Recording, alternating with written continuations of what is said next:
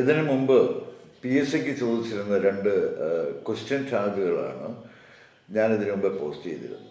ഒരുപാട് പേരത് കണ്ടുവെങ്കിലും ആരും അതിൻ്റെ ഒരു ആൻസർ ചെയ്യാനോ ഒരു കമൻറ്റ് ചെയ്യാനോ ഒന്നും തയ്യാറായില്ല എന്നുള്ളൊരു വസ്തുതയാണ്. എങ്കിൽ കൂടിയും അതേപ്പറ്റിയാണ് ഞാനൊന്ന് വിശദീകരിക്കുന്നത്. ക്വസ്റ്റ്യൻ ടാഗ് നമ്മൾ പഠിക്കുമ്പോൾ സാധാരണഗതിയിൽ കുറേ എക്സെപ്ഷണൽ കേസുകൾ നമ്മൾ പഠിക്കേണ്ടി വരും. അതിൽ പെട്ടതാണ് ഈ വൺ ഓഫും അതേപോലെ തന്നെ ഇംപേഴ്സണൽ വൺ എന്ന് പറയുന്നത്. വൺ ഓഫിനെ പറ്റി ഇതിനു മുമ്പ് ഞാനൊരു എപ്പിസോഡ് ചെയ്തിട്ടുണ്ട്. അതിൻ്റെ വ്യക്തമായിട്ട് അതൊന്ന് പരിശോധിച്ചാൽ നിങ്ങൾക്ക് വൺ ഓഫിൻ്റെ പ്രയോഗം മനസ്സിലാവുന്നതാണ്. പക്ഷേ ഇംപേഴ്സണൽ വൺ എന്ന് പറയുന്നത് ഇംപേഴ്സണലായിട്ടാണ്, അതായത് ഏതെങ്കിലും ഒരു വ്യക്തിക്ക് മാത്രമല്ല, ഏതൊരുവനെയും ഏതൊരുളെയും ഏതൊരാളെയും ആണ് ഉദ്ദേശിക്കുന്നത് കൊണ്ട് ഇംപേഴ്സണൽ പ്രൊനൗൺ എന്ന് പറയുന്നത്. അപ്പോൾ വൺ എന്ന് പറയുന്നത് ഒരു ഇംപേഴ്സണൽ പ്രൊനൗണാണ്. നിങ്ങൾക്ക് ബിബ്ലിക്കലായിട്ടുള്ള ഒരു പരാമർശം ഞാൻ പറയാം. ക്രൈസ്റ്റ് പറയുന്നത് നിന്നെപ്പോലെ തന്നെ നിൻ്റെ അയൽക്കാരനെയും സ്നേഹിക്കണമെന്ന് പറയുന്നുണ്ട്.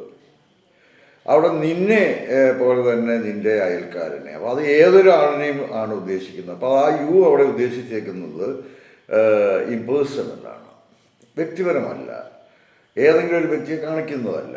അപ്പോൾ അങ്ങനെയുള്ള പ്രൊനൗൺസ് പ്രയോഗിക്കുന്നതിനാണ് ഇംപേഴ്സണൽ പ്രൊനൗൺ എന്ന് പറയുന്നത്. അപ്പോൾ one should love one's neighbour എന്ന് നമ്മൾ പറയുമ്പം നമ്മുടെ അയൽക്കാരനെ നമ്മൾ സ്നേഹിക്കണമെന്ന് വണ്ണ് കൊണ്ട് നമ്മൾ ഉദ്ദേശിക്കുമ്പോൾ ആ വണ്ണ് റെപ്രസെൻ്റ് ചെയ്യുന്നത് ഇംപേഴ്സണൽ പ്രൊനൗൺ തന്നെയാണ്. അങ്ങനെ വരുമ്പോൾ വണ്ണിനെ തന്നെ നമ്മൾ എന്തായിട്ട് പ്രയോഗിക്കുക, തീർച്ചയായിട്ടും നമ്മളുടെ പ്രൊനൗണായിട്ട് തന്നെ പ്രയോഗിച്ച് സബ്ജക്റ്റായിട്ട് തന്നെ ട്രീറ്റ് ചെയ്തിട്ട് ക്വസ്റ്റ്യൻ ടാഗ് ഫോം ചെയ്യാവുന്നതാണ്. അപ്പോൾ one should love one's neighbour എന്ന് പറയുമ്പം ഷുഡിൻ്റ് വൺ എന്നുള്ളതായിരിക്കും ടാഗ്. അത് വ്യക്തമായിട്ട് ഓർത്തോണം. ഈ വണ്ണിൻ്റെ പ്രയോഗം ഇംപേഴ്സണലാണോ അത് വൺ ഓഫ് ആണോ വന്നിട്ടുള്ളതെന്ന് തിരിച്ചറിഞ്ഞതിന് ശേഷം മാത്രമേ അത് ചെയ്യാൻ പാടുള്ളൂ. വൺ ഓഫ് എന്ന് പറയുമ്പോഴത്തേക്ക് എന്താണ്, അതിനുശേഷം പ്ലൂറൽ വരണം, പിന്നെ ഏകവചനമായിരിക്കും. ആ ഏകവചനം എന്താണ് ക്രിയയെ നമ്മൾ തീർച്ചയായിട്ടും എന്ത് ചെയ്യുക, വൺ എന്ന് ഉദ്ദേശിക്കുന്നത് വൺ ഓഫ് ദ ബോയ്സ് എന്നാണെന്നുണ്ടെങ്കിൽ one represents one boy, one of the girls എന്നാണെങ്കിൽ one represents one girl, one of the cows എന്ന് പറയുകയാണെങ്കിൽ വൺ റെപ്രസെൻസ് വൺ കൗ.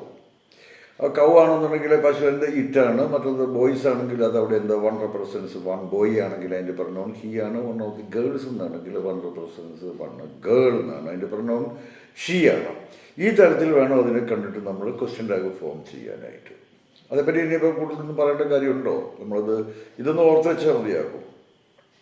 പിന്നെ നമ്മൾ പഠിക്കേണ്ടത് ജെറണ്ടിനെ സബ്ജക്റ്റായി, ജെറണ്ട് എന്ന് പറഞ്ഞാൽ എന്താണെന്ന് ഞാൻ ഇതിനു മുമ്പ് പറഞ്ഞിട്ടുണ്ട്.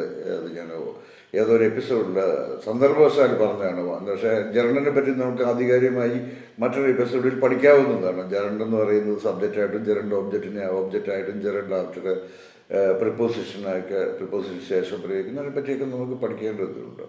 അപ്പോൾ ജെറണ്ടെന്ന് പറഞ്ഞാൽ എന്താണെന്ന് നിങ്ങൾ ഓർത്ത് വയ്ക്കുക. ജെറണ്ടെന്ന് പറയുമ്പം ഏതാണ്ട് വലിയ സംഭവമാണെന്നൊക്കെ പലർക്കും തോന്നും. ജെറണ്ടെന്ന് പറയുന്നത് ഒരു ക്രിയയുടെ ING ഫോമിനെയാണ് ജെറണ്ടെന്ന് പറയുന്നത്. ഈ ING ഫോമിനെ തന്നെയാണ് നമ്മൾ ഒരു കണ്ടിന്യൂസ് ആക്ഷനെ കാണിക്കാൻ വേണ്ടി ഉപയോഗിക്കുന്നത്. പക്ഷേ ആ കണ്ടിന്യൂസ് ആക്ഷനും ഇതും തമ്മിൽ വലിയ വ്യത്യാസമുണ്ട്.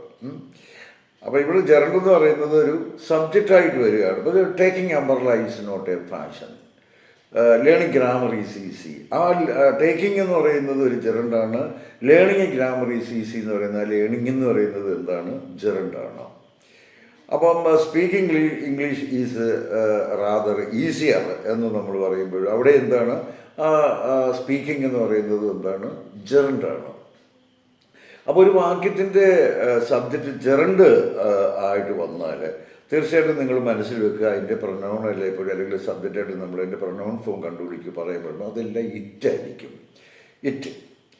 അപ്പോൾ taking umbrella is not a fashion എന്ന് പറയുമ്പോൾ ഈസാണ് അവിടുത്തെ സഹായക്രിയ. So sentence is positive, so we have to changes and we have to use the negative form of the auxiliary verb, that is not short form, isn't. അപ്പോൾ isn't it എന്നാണ് അതിൻ്റെ answer വരുന്നത്. അപ്പോൾ റീഡിങ് വാസ് ഹിസ് ഹോബി എന്നാണെങ്കിലാണ്, reading was his hobby എന്ന് പറയാൻ ശ്രമിക്കുകയാണെങ്കിൽ എന്താണ് അവിടുത്തെ സരാക്രി എന്താണ്, വാസ് ആണ്. റീഡിംഗ് എന്ന് പറയുന്നത് ജെറണ്ടാണ്, അതിൻ്റെ പ്രൊനൗണ് നമുക്ക് ഇറ്റായിട്ട് എടുക്കണം. സോ വോസൻറ്റ് ഇറ്റ് എന്നുള്ളതാണ് അതിൻ്റെ ആൻസർ. ഇതൊന്ന് ഓർത്ത് വെച്ചാൽ മതി, അത് അത്ര പ്രയാസമുള്ള സംഭവമൊന്നുമല്ല. ഇപ്പം ഞാൻ എന്തൊക്കെയാണ് പറഞ്ഞിട്ടുള്ളത്, വൺ ഓഫിൻ്റെ പ്രയോഗം പറഞ്ഞു, വണ്ണ് ഇമ്പേഴ്സണായിട്ട് വന്നാലുള്ള പറഞ്ഞു, അതേപോലെ ജെറണ്ട് സബ്ജക്റ്റായിട്ട് വന്നാൽ. അപ്പോൾ ജെറണ്ട് എന്ന് പറയുന്നത് ആരെങ്കിലും എന്താ ജെറണ്ടയിൽ ഫോം എന്താണെന്ന് ചോദിച്ചു കഴിഞ്ഞാൽ ഇത് ING form of verb is called gerund എന്ന് പറയണം. അപ്പോൾ ജെറണ്ടിൻ്റെ പ്രയോഗങ്ങളെ പറ്റി നമുക്ക് പിന്നീട് അതേപ്പറ്റി വിശദമായി പഠിക്കാമെന്ന് ഞാൻ ആദ്യമേ പറഞ്ഞു കഴിഞ്ഞു. അത് നമുക്ക് പിന്നീട് പഠിക്കാം. ഇതിപ്പം ടാഗ് ക്വസ്റ്റ്യൻസിനെ പറ്റിയാണ്, അല്ലെങ്കിൽ ക്വസ്റ്റ്യൻ ടാഗിനെ പറ്റിയാണ് നമ്മൾ പറയുന്നത്. ഇനി അടുത്തൊന്ന് നോക്കൂ, അത് ജനറലായിട്ട് മറ്റെല്ലാ ഗ്രാമർ പുസ്തകങ്ങളിലും അത് എല്ലാത്തിലൊന്നും ഇത് ഉണ്ടായിക്കൊള്ളണമെന്നില്ല, എല്ലാം സമ്പൂർണ്ണമായിട്ടൊന്നും പറയാൻ പറ്റുകയില്ല. നമുക്കറിയാം റൺ ആൻഡ് മേർട്ടിൻ എന്ന് പറയുന്ന ഗ്രാമറാണ് ശരിക്കും പറഞ്ഞാൽ ഗ്രാമറിൻ്റെ ബൈബിൾ എന്ന് പറയുന്നത്. എനിക്ക് തോന്നുന്നത് അതിനെ ചുവടുപിടിച്ചാണ് പിന്നീടുള്ള എല്ലാ ഗ്രാമർ പുസ്തകങ്ങളും. കാരണം ഏത് ഗ്രാമർ, ഇപ്പോൾ ലീച്ചിൻ്റെ ആണെങ്കിലും സ്റ്റെന്നഡലിൻ്റെ ആണെങ്കിലും ഡേവിഡ് കറീൻ്റെ ആണെങ്കിലും ഫെഡറിക് ടി വുഡിൻ്റെ ആണെങ്കിലും ഒക്കെ ഗ്രാമർ പരിശോധിച്ച് നോക്കിയിരുന്നാലും നമ്മൾക്ക് എന്താണ് ഈ റിലേഷൻ, അല്ലെങ്കിൽ അത് എവിടെ നിന്നൊക്കെ എടുത്തേക്കുന്നുള്ളത് നമുക്ക് മനസ്സിലാക്കാൻ പറ്റും. അതേപ്പറ്റി ഞാൻ കൂടുതൽ പറഞ്ഞ് നിങ്ങൾക്ക് കൺഫ്യൂസ് ചെയ്യുന്നില്ല. പിന്നെ നമുക്ക് പഠിക്കാനുള്ളതെന്ന് പറയുന്നത് ദിസ് ആൻഡ് ദാറ്റ്. ദിസ് എന്നും ദാറ്റ് എന്ന് പറയുമ്പോഴും എന്തോ നമ്മൾ ഓർക്കേണ്ടത്, this is A good chance, ഇതൊരു നല്ല അവസരമാണ്. ദാറ്റ് വാസ് ഫൈൻ, അത് ഒന്നാം തരമായിരുന്നു, അത് കൊള്ളാമായിരുന്നു, നല്ല ഫൈനായിരുന്നു. ഇതൊക്കെ പറയുമ്പോഴും ദിസിൻ്റെയും ദാറ്റിൻ്റെയും നമ്മൾ മനസ്സിൽ സൂക്ഷിക്കേണ്ടത് എന്താണ്, ദിസിൻ്റെയും ദാറ്റിൻ്റെയും പ്രൊനൗണ് സബ്ജക്റ്റീവ് പ്രൊനൗണായിട്ട് എടുക്കുമ്പോൾ നമുക്ക് ഇറ്റ് നമ്മുടെ മനസ്സിലുണ്ടാണ്. അപ്പോൾ ജെറണ്ടിന് നമ്മൾ ഇറ്റായിട്ട് കണക്കാക്കിയ പോലെ തന്നെ ഇവിടെ എന്താണ് ദിസിൻ്റെയും ദാറ്റിൻ്റെയും സബ്ജക്റ്റീവ് പ്രൊനൗണായിട്ട് നമ്മൾ എടുക്കേണ്ടത് ഇറ്റാണ്. അപ്പോൾ this is A good chance എന്ന് പറയുമ്പോഴും ഇസിൻറ്റ് ഇറ്റ് എന്ന് പറയുക. ദിസ് എന്നുള്ളത് എന്താണ്, നമുക്ക് പ്രൊനൗൺ ഇറ്റായിട്ട് കണക്കാക്കാം. ദാറ്റ് വാസ് ഫൈൻ എന്നാണെന്നുണ്ടെങ്കിൽ എന്താണ് വാസിൻറ്റ് ഇറ്റ് എന്നുള്ളത്. അപ്പോൾ നമ്മൾ സെൻറ്റൻസ് എങ്ങനെ വേണമെങ്കിലും വന്നോളട്ടെ, ദിസും ദാറ്റും നിങ്ങൾ കണ്ടു കഴിഞ്ഞാൽ എന്താ ചെയ്യുക, തീർച്ചയായിട്ടും നമ്മൾ ദിസിൻ്റെയും ദാറ്റിൻ്റെയും പ്രൊനൗൺ സബ്ജക്റ്റീവ് പ്രൊനൗൺ ഇറ്റായിട്ട് നമ്മൾ കണക്കാക്കുക. കൂടുതൽ എക്സാമ്പിൾസ് ഒന്നും പറയണമെന്നില്ല, ഇത് കണ്ടാൽ ഈ റൂൾ മനസ്സിൽ വെച്ച് കഴിഞ്ഞാൽ ഈസിയായിട്ട് ചെയ്യാൻ പറ്റും. പിന്നെ നമ്മൾ ഈ ഗ്രാമറൊക്കെ വല്ലാണ്ടൊക്കെ പഠിച്ച് ഒരുപാട് കഷ്ടപ്പെട്ട് ബുദ്ധിമുട്ടൊക്കെ പഠിച്ചു വെച്ചിരുന്നാലും ഗ്രാമറിൻ്റെ റൂൾ പറയുമ്പോൾ negative sentence takes positive tag, അല്ലെങ്കിൽ positive sentence takes negative tag എന്നൊക്കെയാണ് നിയമം. നെഗറ്റീവ് സെൻറ്റൻസുകൾക്ക് പോസിറ്റീവ് ടാഗും പോസിറ്റീവ് സെൻറ്റൻസുകൾക്ക് നെഗറ്റീവ് ടാഗും എന്നൊക്കെയാണ് നമ്മൾ പഠിച്ചു വെച്ചിരിക്കുന്ന നിയമം. പക്ഷേ അതേപോലെ തന്നെ എന്താണ്, ഈ എല്ലാ നിയമങ്ങളും കാറ്റിൽ പറത്തിക്കൊണ്ട് എല്ലാ നിയമങ്ങളും നമ്മൾ അതേപോലെ ഫോളോ ചെയ്ത് വന്നു കഴിഞ്ഞാൽ നമുക്ക് തെറ്റിപ്പോകുന്നവരിടമുണ്ട്. അത് നിങ്ങൾ മനസ്സിൽ വെക്കണം. പലപ്പോഴും അത് പബ്ലിക് സർവീസ് കമ്മീഷൻ്റെ മറ്റ് കോമ്പറ്റേറ്റീവ് എക്സാമിനേഷൻ, ഇനിയിപ്പോൾ യൂണിവേഴ്സിറ്റി എക്സാമിനേഷൻസിലൊക്കെ സ്ഥിരമായിട്ട് അത് ചോദിക്കുന്ന ഒരു ചോദ്യമാണത്. എവരിവൺ എന്നതിൻ്റെ പ്രയോഗം, എവരിവൺ ആൻഡ് എവരിബഡി. അപ്പോൾ എവരിവണ്ണും എവരിബഡി എന്ന് പറയുന്നത് തീർച്ചയായിട്ടും എന്താണ്, അത് ഏകവചനത്തെയാണ് സൂചിപ്പിക്കുന്നത്. ഓരോരുത്തരും എന്നൊക്കെ പറയത്തില്ല, ഏതൊരു എന്നല്ല, ഓരോരുത്തരും എന്നുള്ള മീനിങ്ങാണ്. അതാണ് കുറച്ചുകൂടി ആപ്റ്റ്. അപ്പോൾ എവരിവൺ ആൻഡ് എവരിബഡി നമ്മൾ ഇംഗ്ലീഷ് നമ്മൾ ഗ്രാമറിൽ നമ്മളൊരു വാക്യം സെറ്റ് ചെയ്യുമ്പോൾ എഴുതുമ്പോഴും നമ്മൾ തീർച്ചയായിട്ടും എഴുതേണ്ടത് എവരിവൺ ആൻഡ് എവരിബഡി തീർച്ചയായിട്ടും എന്താണ് ഏകവചനങ്ങളെയാണ് സൂചിപ്പിക്കുന്നത്. എവരിവൺ ആൻഡ് എവരിബഡി ഈസ് എന്നാണ് നമ്മൾ പറയുന്നത്. Everyone is and everybody is എന്നാണ്. Everyone is expected to come. എല്ലാവരും എന്താണ്, ഓരോരുത്തരും ഞാൻ പ്രതീക്ഷിക്കുന്നു, എല്ലാവരും പ്രതീക്ഷിക്കപ്പെടുന്നു എന്നാണ് ഉദ്ദേശിക്കുന്നത്. Everyone is expected to come. Everybody is expected to answer all the questions. എല്ലാ ചോദ്യങ്ങളും എല്ലാവരും ഓരോരുത്തരും ഉത്തരം പറയണം. അപ്പോൾ ഉദ്ദേശിക്കുന്നത് ഓരോരുത്തരെയും വേണം. അപ്പോൾ എവരിവൺ ആൻഡ് എവരിബഡി എന്ന് പറയുന്നത് എന്താണ്, ആക്ച്വലി ഏകവചനമാണ്. പക്ഷേ ഇനി ശ്രദ്ധിച്ച് കേൾക്കുക, ക്വസ്റ്റ്യൻ ടാഗിൽ മാത്രം ഈ എവരിവണ്ണും എവരിബഡിയും എന്താണ് ബഹുവചനമായിട്ടാണ് ട്രീറ്റ് ചെയ്യുന്നത്, ഉപയോഗിക്കുന്നത്. അതിപ്പോൾ നിങ്ങൾക്ക് ചോദിക്കാം അതെന്താ അങ്ങനെയെന്ന്. അതങ്ങനെയാണ്, അത് നമ്മളുണ്ടാക്കിയ നിയമമൊന്നുമല്ല, അത് ഇംഗ്ലീഷുകാരുണ്ടാക്കിയ നിയമമാണ്. അപ്പോൾ എവരിവണ്ണും എവരിബഡിയും എന്താണ് മനസ്സിൽ പറയുക, ക്വസ്റ്റ്യൻ ടാഗിൽ മാത്രം അവ എന്താണ് they are treated as a plurals in tag questions. Tag questions അല്ലെങ്കിൽ ക്വസ്റ്റ്യൻ ടാഗിൽ ഇവയെ ബഹുവചനമായി കണക്കാക്കണം. സെൻറ്റൻസ് റിമെയിൻസ് അൺചേഞ്ച്ഡ് കേട്ടോ. നിങ്ങൾ സെൻറ്റൻസിന് മാറ്റം ഒന്നും വരുത്താൻ പാടില്ല, പക്ഷേ ടാഗിൽ മാത്രമായിരിക്കണം നിങ്ങൾക്ക് മാറ്റം. ഇപ്പം നമുക്കൊരു എക്സാമ്പിൾ പറഞ്ഞാൽ മുമ്പ് ഞാൻ പറഞ്ഞതുപോലെ everybody is expected to come എന്നൊരു വാക്യം വേണ്ടി ടാഗ് എഴുതാൻ പറഞ്ഞാൽ എന്താണ്? എവരിബഡി എന്നുള്ളതിന് എന്താണ് ഒരു ബഹുവചനമായിട്ട് കണക്കാക്കിയാൽ അതിൻ്റെ പ്രൊനൗൺ ദേ ആണ്. എന്നാൽ ആ വാക്യത്തിൽ തന്നിരിക്കുന്ന എവരിബഡി ഈസ് എക്സ്പെക്റ്റഡ് എന്നാണ്. അപ്പോൾ ഈസ് എന്നുള്ളത് ഏകോചനവുമാണ്, ദേ എന്നുള്ളത് ബഹുവചനവുമാണ്. അപ്പോൾ നമ്മൾ എന്താ ചെയ്യേണ്ടത്? ആ ഓക്സിലറി വെർബിനെ, സഹായക്രിയ, ഹെൽപ്പിംഗ് വെർബിനെ കൂടി നമ്മൾ ബഹുവചനമാക്കണം. ഈസ് എന്നുള്ളതിൻ്റെ ബഹുവചനം എന്താണ്? ആറാണ്. സോ ദി ടാഗ് ഈസ് ആറൻറ്റ് ദേ എന്നായിരിക്കും അതിൻ്റെ ക്വസ്റ്റ്യൻ ടാഗ്. നിങ്ങൾ ആലോചിച്ച് തന്നിരിക്കുന്ന വാക്യം ഏകവചനം, അതിൻ്റെ ടാഗ് എന്താണ്? ബഹുവചനം.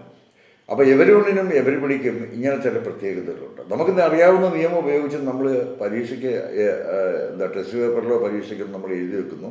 എന്നിട്ട് നമ്മൾ വിചാരിക്കുന്നു അത് നമ്മൾ എഴുതിയത് ശരിയാണെന്ന്. അപ്പം എല്ലാവരും മനസ്സിൽ പറയുക എവരിവൺ ആൻഡ് എവരിബഡി എന്ന് പറയുന്നത് actually singulars in general English, but in tag questions they are treated as plurals. Okay, മനസ്സിലായിക്കാണെന്ന് വിചാരിക്കുന്നു. അപ്പം everyone everybody they subject they ആയി വന്നു കഴിഞ്ഞാൽ തന്നിരിക്കുന്ന വാക്യത്തിലെ സഹായക്രിയയെ നമ്മൾ എന്ത് ചെയ്യണം? ബഹുവചനമാക്കണം. അപ്പം ഒരു വെർബ വന്നിരിക്കുന്നെങ്കിലോ everyone respects him as a saviour of mankind. മനുഷ്യവർഗത്തിൻ്റെ രക്ഷകനായിട്ട് എല്ലാവരും അയാളെ റെസ്പെക്റ്റ് ചെയ്യുന്നു. അപ്പോൾ എവരിവൺ റെസ്പെക്ട്സ് ആണ്. റെസ്പെക്ട്സ് എന്നുള്ളത് നമ്മൾ സ്പ്ലിറ്റ് ചെയ്യുമ്പോൾ ഡസ് പ്ലസ് റെസ്പെക്റ്റേ കിട്ടുന്നത്. അപ്പം ഡസിൻ്റെ എന്ന് പറയുമോ? ദേ എന്നുള്ളത് ബഹുവചനവും ഡസ് എന്നുള്ളത് ഏകവചനവുമാണ്. അപ്പോൾ ദേ ബഹുവചനവും ഡസ് ഏകവചനവുമായിട്ട് ടാഗ് ഉണ്ടാക്കാൻ പറ്റില്ല. അപ്പം ആ ഡസിനെ കൂടി നമ്മൾ എന്ത് ചെയ്യണം? ബഹുവചനമാക്കണം. നമുക്കറിയാം ഒരു ക്രിയയെ നമ്മൾ ബഹുവചനമാക്കാൻ വേണ്ടി എന്ത് ചെയ്യുക? ആ ക്രിയയോടൊപ്പമുള്ള എസിനെ അഥവാ ഇ എസിനെ സ്ട്രൈക്ക് ചെയ്താൽ മതി. ഇവിടെ ഡസ് എന്നുള്ളതിൻ്റെ കൂടെയുള്ള ഇ എസിനെ നമ്മൾ സ്ട്രൈക്ക് ചെയ്യുമ്പോൾ do. So the answer is don't ദേ. ഇത്രയുമാണ് ഇന്ന് ഞാൻ ആ ക്വസ്റ്റ്യൻ്റെ അല്ലെങ്കിൽ ടാഗ് ക്വസ്റ്റ്യൻസിനെ പറ്റി നമുക്ക് പറയാനുള്ളത്. ഇത് എക്സെപ്ഷണൽ കേസസ് ആണ്, മനസ്സിലായി കാണുമല്ലോ. അപ്പോൾ അവിടെ ദേർ എന്ന് പറയുന്നത് ഇൻട്രൊഡക്ടറി ദേറാണ്. ഇംഗ്ലീഷിലെ ഇൻട്രൊഡക്ടറി വലിയ അർത്ഥമൊന്നും പ്രയോഗിക്കാതെ തന്നെ ഒരു വാക്യത്തെ ഇൻട്രൊഡ്യൂസ് ചെയ്യാൻ വേണ്ടി ഉപയോഗിക്കുന്ന വാക്കുകളാണ് ഇൻട്രൊഡക്ടറി ദേർന്നോ മറ്റൊന്നുകൂടി ഉണ്ട് ഇൻട്രൊഡക്ടറി ഇറ്റ് എന്ന് പറയുന്നത്. അപ്പോൾ ഇൻട്രൊഡക്ടറി ദേർന്ന് ഇൻട്രൊഡക്ടറി ഇറ്റ് എന്ന് പറയുമ്പോൾ ആ വാക്യത്തിൽ അവർക്ക് പ്രത്യേകമായ ഒരു അർത്ഥമൊന്നും നമ്മൾ കൽപ്പിക്കേണ്ടതില്ല. അപ്പോൾ there are A few boys in the class എന്ന് പറഞ്ഞാൽ അതിൻ്റെ ടാഗ് പറഞ്ഞാൽ എ ഫ്യൂ ബോയ്സ് ആറൻറ്റ് ദേറിനെ തന്നെ സബ്ജക്റ്റായിട്ട് ട്രീറ്റ് ചെയ്യുക. ഇത്രയാണ് എക്സെപ്ഷൻ കേസ് എന്നുള്ളത്. തീർച്ചയായിട്ടും അത് ഓർത്ത് വയ്ക്കുക. ഓക്കെ, ഞാൻ ജോസ്.